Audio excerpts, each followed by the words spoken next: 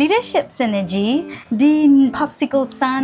နေရေခဲကြောင်းပုံလေးထဲမှာပါတဲ့ရေခဲကြောင်းတွေကို methodology အဖြစ်အသုံးပြုပြီးတော့ကျမကိုယ်တိုင်ရေးသားပြုစုထားတဲ့စာအုပ်တစ်အုပ်ဖြစ်ပါတယ် synergy ဆိုတဲ့အဓိပ္ပာယ်အတိုင်းပဲတဦးတစ်ယောက်တည်းဥဆောင်တာမျိုးမဟုတ်ဘဲနဲ့အားလုံးတူတူပြိုင်တူစ조사ပြီးတော့မှအောင်မြင်တဲ့ leadership style အကြောင်းတွေကိုရေးသားပြုစုထားတဲ့စာအုပ်တစ်အုပ်လည်းဖြစ်ပါတယ်တဲ့မင်္ဂလာသတင်းအနေနဲ့ဒီစာအုပ်ကိုကျမ100ရာခိုင်နှုန်းအခမဲ့အနေနဲ့ဒီ YouTube channel ထဲမှာတင်ပြပေးတော့မှာပဲဖြစ်ပါတယ်ဆိုတော့ကျမအရင်ဆုံးမိတ်ဆက်ပေးပြစေကျမကတော့ Ramona ပါအင်္ဂလိပ်စာကို6နှစ်ကျော် online ရော offline ရောသင်ကြားပေးတဲ့အတွေ့အကြုံရှိတယ်ဒီ leadership synergy ဆိုတဲ့စာအုပ်ကိုလည်းကျမရေးသားပြုစုထားတဲ့ Prospect English Academy ရဲ့ founder လည်းဖြစ်ပါတယ်အဲ့ဆိုလို့ရှိရင်စလိုက်ကြရအောင်เนาะပထမဦးဆုံးဒီ popsicle sun နေရေခဲကြောင်းအကြောင်းကိုပြပြမယ်သူကကြတော့ဒီ6နှစ်သားကလေးလေးတယောက်ရှိတယ်သူကသူ့အိမ်ရှိရနေဖြတ်သွားတဲ့လူတိုင်းကိုသူဟေးနာမည်ဘယ်လိုခေါ်လဲအိမ်ကိုကြွပါအောင်ရေခဲကြောင်းအေးလေးစားပါအောင်ဆိုပြီးတော့မှ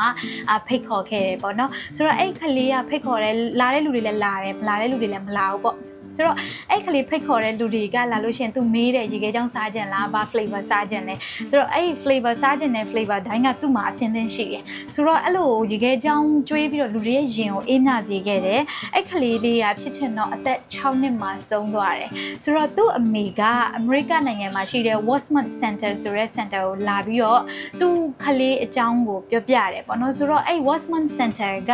အဲ့ခလေးလေးကိုဂုဏ်ပြုသောအားဖြင့်ဒီ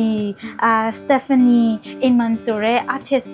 နဲ့ပေါ့နော်ဆိုတော့ဒီပုံလေးကိုသူဆွဲထားခြင်းဖြစ်ပါတယ်ဆိုတော့ဒီကားချက်ရဲ့နာမည်က Be the Light ပေါ့နော်ဆိုတော့အဲ့ဒီဟာကိုကျမကခွင့်ပြုချက်တောင်းပြီးတော့တရိုးညွှန်းတဲ့ methodology အဖြစ်အသုံးပြုပြီးတော့မှဒီစာအုပ်ကိုရေးသားထားခြင်းဖြစ်ပါတယ်ဆိုတော့အထက်ထဲမှာပါတဲ့ content လေးတွေကိုတစ်ချက်ကြည့်ကြရအောင်နော်ဆိုတော့ leadership လို့ပြောလိုက်တယ်ဆိုလို့ရှိရင် channel တွေအများကြီးရှိတယ်သူမှာအဲ့ဒီထဲမှာကျမကနှစ်ခုကိုပဲ target ထားတယ်အဲ့ဒါကတော့ leading self and leading others ကိုယ့်ဘာကိုဦးဆောင်မယ်ပြီးတော့မှသူများကိုဦးဆောင်မယ်ပေါ့နော်ဆိုတော့ module 1 နဲ့ 2 က leading self ကိုယ့်ကိုဦးဆောင်တဲ့ပညာရပ်တွေmodule 3 and 4 ကကြတော့သူများကိုဦးဆောင်တဲ့ leading others နဲ့ပတ်သက်တဲ့ဟာလေးတွေပေါ့နော် module 1 ကတော့ foundations of self leadership ပေါ့အဲ့မှာ time management ပါတယ်ကို time management လုပ်မယ်ပြီးတော့အရေးကြီးတဲ့ဟာလေးတွေကို prioritize လေးဦးစားပေးပြီးတော့မှလှုပ်ဆောင်ရတဲ့ပညာတွေအရေးမကြီးတဲ့ဟာလေးတွေကိုတကယ်လို့တယောက်ကကိုကူညီပေးနိုင်တယ်ဆိုလို့ရှိရင်အဲ့လိုတာဝန်လေးတွေကိုခွဲပေးခြင်းပညာရပ်တွေပြီးတော့ခါလေးကြရင်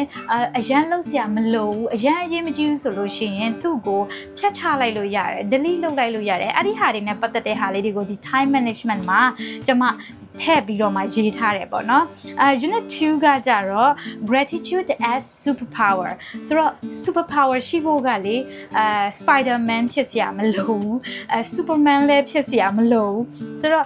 ကိုကျေးဇူးတင်တယ်သူများကိုလည်းကျေးဇူးတင်တယ်ကိုရဲ့ဒီဥဆောင်ခြင်းကိုခံရတဲ့ဒီအဖွဲ့သားတယောက်ချင်းစီတိုင်းကိုကျေးဇူးတင်တယ်ဆိုလို့ရှိရင်ကိုလည်းပျော်ရွှင်ရတယ်လို့မျိုးတယောက်ချင်းစီတိုင်းကလည်း motivate ဖြစ်တယ်ဆိုတော့အဲ့ဒီအကြောင်းအရာတွေကိုဒီ unit 2 gratitude as superpower မှာထည့်ပြီးတော့ရေးသားထားပါတယ်ဆိုတော့ number 3 ကကြတော့ reflection as a leadership practice ကိုပြန်ပြီးတော့သုံးသပ်တယ်ငါလုပ်လိုက်တာကမှန်ရလားမှားရလားအဲ့လိုသုံးသပ်ခြင်းအားဖြင့်ကိုရဲ့ personal growth ကိုလည်း improve ဖြစ်နိုင်မယ်ကိုလည်းတိုးတက်အောင်လုပ်နိုင်မယ်ပြီးတော့ကိုရဲ့ဥဆောင်မှုပုံစံတွေကိုလည်းပိုတိုးတက်အောင်လုပ်လို့ရမယ် and practice ကိုကျွန်မဒီ unit 3 မှာထည့်ပြီးတော့မှရေးသားထားပါတယ်ဆိုတော့ unit 4 ကကြတော့module 2 ဖြစ်သွားပြီသူက personal effectiveness နဲ့ပတ်သက်တဲ့ဟာလေးတွေပေါ့နော်ဆိုတော့အဲ့ဒီမှာကြတော့ goal setting ပါတယ်ပြီးရင် unit 5 က action planning and SWOT analysis ပါတယ်လူတိုင်းက goal ရှိတဲ့ね goal ကဘလို့အိမ်မက်နဲ့ goal နဲ့မတူဘူးပေါ့နော် dreams and goal they are not same အိမ်မက်ဆိုလို့ရှိရင်သူ့မှာဘာ plan မှမရှိဘူး goal ကကြတော့တိကျသေးကြတဲ့ action plan လေးတွေပါတယ်ပေါ့နော်အဲ့ဒီအကြောင်းလေးတွေကိုဒီ goal setting နဲ့ action plan ထဲမှာရေးသားထားတယ်ပြီးတော့ plan ပဲလားဆိုတော့မဟုတ်ဘူးကိုကအလုပ်တစ်ခုမလုပ်ခင်အဖွဲ့နဲ့တူတူ plan ချတယ်ပြီးတော့အဲ့ဒီ project ကိုတူတူလှုပ်ဆောင်တယ်project ပြီးသွားပြီဆိုတဲ့အခါမှာပြန်ပြီးတော့ analyze ပြန်လုပ်တယ်ခွဲခြမ်းစိတ်ဖြာတယ်ဘယ်လောက်များအကျိုးရှိသွားလဲဘယ်လောက်များအကျိုးမရှိဘူးလဲဆိုတဲ့ဟာတွေကိုရေးသားထားပါတယ်ပြီးတော့ emotional intelligence ပေါ့နော်ဥပမာဒီ အုပ်စုထဲမှာအဖွဲ့ထဲမှာလူ9ယောက်ရှိရဲခေါင်းဆောင်1ယောက်ဆိုစုစုပေါင်း6ယောက်ပေါ့နော်9ယောက်ရှိရင်စိတ်ခံစားချက်5မျိုးတခါတလေကြာရင်တယောက်ထဲနဲ့တည်းစိတ်ခံစားချက်5မျိုးလောက်လည်းဖြစ်နိုင်တယ်ဆိုတော့အဲ့လိုစိတ်ခံစားချက်တွေအများကြီးကိုဆက်နွယ်နေရတယ်ဒီခေါင်းဆောင်တစ်ယောက်က emotional intelligence အရန်အရေးကြီးတယ်အဲ့ဒါတွေနဲ့ပတ်သက်ပြီးတော့ unit 6မှာရေးသားထားတယ်ပြီးတော့ module 3ကကြတော့ leading others ဖြစ်သွားပြီသူများကိုဦးဆောင်တာပေါ့နော်အဲ့မှာကျမအရန်ကြိုက်တဲ့ host leadership ဆိုတာပါတယ် host leadership ကဘယ်လိုလဲဆိုတော့သူကအရန်လှတယ်ကျမကိုယ်တိုင်လည်းလုပ်ခဲ့ဘူးတဲ့အရန်ကိုတက်ကြွပြီးတော့တဦးတယောက်ချင်းစီတိုင်းကတက်ကြွပြီးတော့မှဦးဆောင်တယ်အဲ့ဒါဘယ်လိုလဲဆိုတော့ဒီ host leadership ဆိုတာဒီအဖွဲ့ဝင်10ယောက်ကိုခေါင်းဆောင်1ယောက်ကစုစုပေါင်း17ယောက်ပေါ့နော်ဦးဆောင်ရတယ်ဆိုလို့ရှိရင်1ယောက်တည်းခေါင်းဆောင်က1ယောက်တည်း solo fighter မလုပ်တော့ဘူးဆိုတော့10ယောက်ရှိရင်10မျိုးသက်ဆိုင်ရာနယ်ပယ်တွေမှာဥဆောင်စေတယ်အဲ့ခါကျရင်ကိုတယောက်တည်းကလည်းအများကြီး burden ဝင်ထုံးဝင်ပိုးတွေတက်တာွားတယ်သူတို့တွေလည်းတယောက်ချင်းစီတိုင်းကဥဆောင်ရတဲ့အတွက်ကြောင့်မို့လို့သူတို့တွေလည်း motivate အရန်ဖြစ်တယ်တက်ကြွတယ်သူတို့လည်းငါလည်းအရေးကြီးပါလားဆိုတဲ့ခံစားချက်ကိုရစေတယ်အဲ့တော့ကျမကိုယ်တိုင်အသုံးချခဲ့ဘူးတဲ့ host leadership ကအရန်သူ့ရဲ့အကျိုးရလဒ်တွေကလုံးဝမတူဘဲနဲ့ boost ဖြစ်သွားတယ်အဲ့လိုလေဆိုတော့နောက်တစ်ခုက unit 8ပေါ့နော်ဒီကကြတော့အရင်ရေးကြည့်တယ် ethical leadership and code of conduct လို့ခေါ်ပါတယ် ethical leadership က leader တယောက်ဖြစ်လာပြီဆိုလို့ရှိရင်သူ့မှာကျင့်ဝတ်တွေနဲ့စောင့်ထင်းရတဲ့စီးလေးတွေရှိတယ်ဒါတွေကိုရေးသားပြုစုထားတယ်ပြီးတော့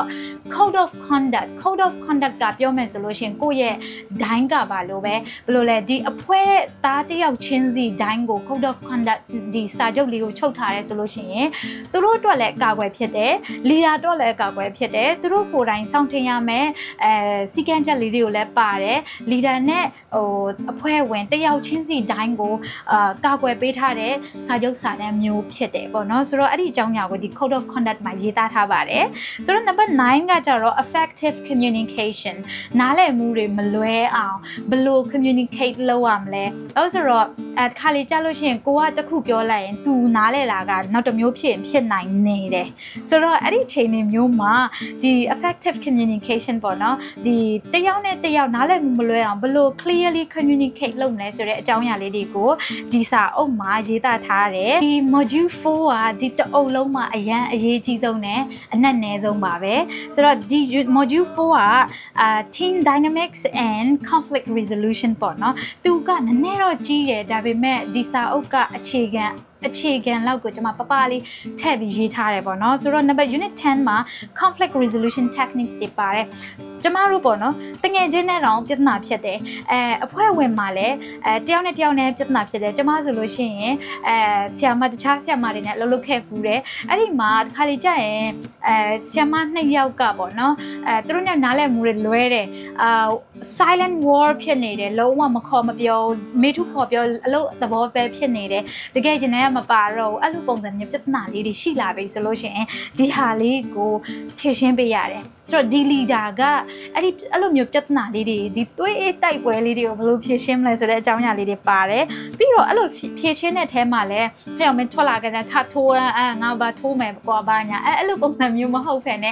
dialogue ဒီစကားပြောအားဖြင့်ဖြေရှင်းတဲ့နည်းလမ်းလေးတွေကို unit 11မှာ using dialogue to resolve challenges ဆိုပြီးတော့မှကျွန်မရေးသားထားတယ်နောက်ဆုံးတစ်ခုကအရေးကြီးတယ်ကျမတို့ကြောင်းပဲဖြစ်ဖြစ်ဒီတငယ်ချင်းတွေအကုန်စုပြီးတော့စီးပွားရေးလုပ်တာပဲဖြစ်ဖြစ်အရှုံးပေါ်တဲ့အခါကျရင်အခက်ခဲကြုံလာတဲ့အခါကျရင်အတိုက်ခိုက်ခံရတဲ့အခါကျလို့ရှိရင်တောက်မခံနိုင်ဘူးပြတ်သွားတယ်အဲ့လိုအခြေအနေမျိုးမှာဒီ team တစ်ခုက resilience ဘယ်လိုတည်ဆောက်မလဲဒီတောင့်ခံနိုင်မှုစွမ်းရည်ကိုဘယ်လိုတည်ဆောက်မလဲဆိုတဲ့ဟာကို unit 12မှာဒီနောက်ဆုံး unit လေးမှာရေးသားထားပါတယ်ဆိုတော့ဒီ leadership synergy ဆိုတဲ့ဒီစာအုပ်လေးကခေါင်းဆောင်မှုပိုင်းဆိုင်ရာတွေနဲ့ပတ်သက်တဲ့ leading self and leading others ကိုအခြေခံပြီးတော့ရေးသားပြုစုထားတဲ့စာအုပ်တစ်အုပ်ဖြစ်ပါတယ်ဒီ course အပြင် Ramona shares ရဲ့ကြည့်ရှုသူများအကျိုးရှိမယ်လို့လည်းမျှော်လင့်ပါတယ်ဆိုတော့ဒီ course မှာပါတဲ့ပထမဦးဆုံး lesson ကိုဒီ playlist မှာစောင့်မျှော်ကြည့်ရှုနိုင်ပါတယ်ရှင်အဲဆိုရင်နောက် video clip တစ်ခုမှာပြန်လည်ဆုံတွေ့ကြမယ်เนาะအားလုံးပဲကျေးဇူးအများကြီးတင်ပါတယ် bye bye